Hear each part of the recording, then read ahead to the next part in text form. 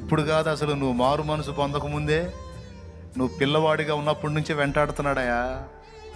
లేకపోతే ఎప్పుడో నీ నీ నువ్వెప్పుడో మట్టిగా కలిసిపోయి, ఎముకలు కూడా కలిసిపోయి ఈ పాటికి. ఒప్పుకుంటావు ఈ మాట? నమ్ముతావా ఇది నిజమని? దేవుడు నిన్ను పసితనం నుంచి వెంటాడి కాపాడుకుంటా రాకపోతే ఈ పాటికి సచ్చి బూడిదా, లేకపోతే మట్టిలో మట్టై ఉండేదానివి ఉండేవాడు. నేను, మీరు. నా అనుభవం నేను చెప్పాను, నాకు మైక్ వచ్చింది కాబట్టి. నీకు మైక్ ఇస్తే నువ్వు కూడా చెబుతావు, నాకు ఇన్నిసార్లు ఇన్ని జరిగినాయి అన్నయ్య, ఆయన దేవుడు కాపాడాడని. ఎవరి చరిత్రలో వాళ్ళకు ఉన్నాయి. మొత్తాన్ని వెంటాడి చావకుండా కాపాడి ఈ రోజు వరకు మనల్ని బతికించి పోషిస్తున్న దేవుడు ఇంకా నిన్ను వదలలేదు అన్న ఒక్క మాట చాలు నీకు నిరీక్షణకి. ఇంకా నిన్ను విడిచిపెట్టలేదు, విడిచిపెట్టబోడు.